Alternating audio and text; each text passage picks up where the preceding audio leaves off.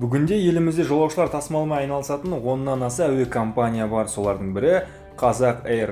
Компания 2015 жылдың сәуір айында тіркеліп, Самұрық-Қазына ұлттық әл-ауқат қорының еншілес компаниясы ретінде қызметін бастады. Қазірде акциялардың 100% Самұрық-Қазынаға тиесілі. Алғашқы рейсі 2015 жылдың 27 тамызында Алматы-Астана бағытында жолға шықты. 5 күннің ішінде 900-ден аса адам тасымалданған болса, 2015 жылдың 21 қазанына дейін 10 мың адам әуе компания қызметіне жүгінген. Компанияда жалпы 250-ден астам қызметкер жұмыс істейді. Оның 36-сы ұшқыш. Ұшқыштардың 16-сы қазақстандық, оның ішінде біреуі экипаж командирі. Олар Англия мен Швецияның авиациялық орталығында оқыған.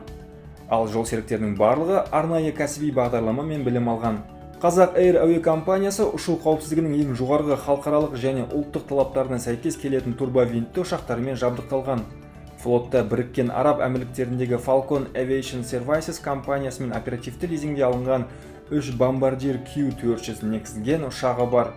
Оны жалға алу үшін айына $490 мың төленеді. Дәл осы 3 ұшақпен жоспарланған барлық әуе саяхаты жүргізіледі. Бір әуе ұшағында 76-78 орын бар.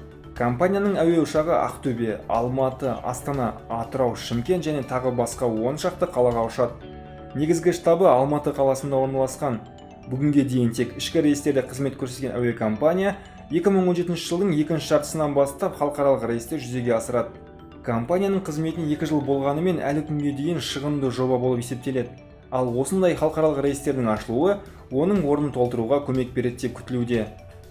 Брендтер тарихының кезекті саны осымен мәресіне жетті. Алдағы уақытта басқа брендтермен танысқанша аман сау болыңыздар.